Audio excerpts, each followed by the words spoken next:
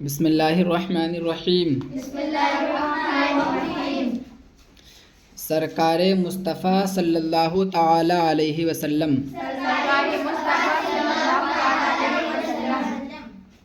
ہمارے سرکار پیارے مصطفیٰ صلی اللہ تعالی علیہ وسلم سے پہلے کم و بیش 1,24,000 انبیاء کرام دنیا میں تشریف لائے، پھر سب کے آخر میں اللہ تعالیٰ نے پیارے مصطفیٰ صلی اللہ تعالی علیہ وسلم کو سارے جہان کا رسول بنا کر بھیجا۔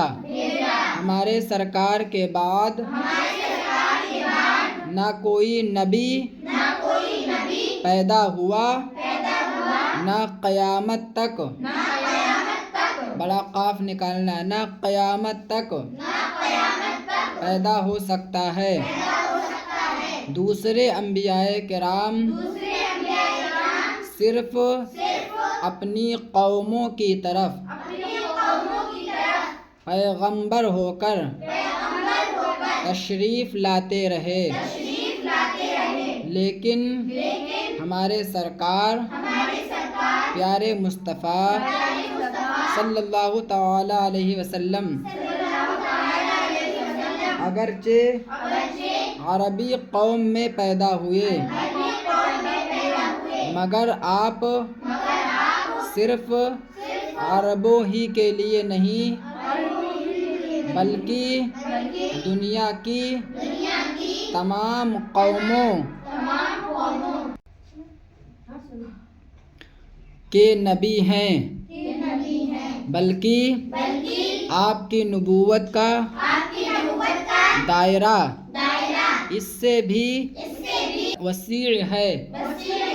چنانچہ خود سرکار فرماتے ہیں ارسلت الی الخلق کافہ۔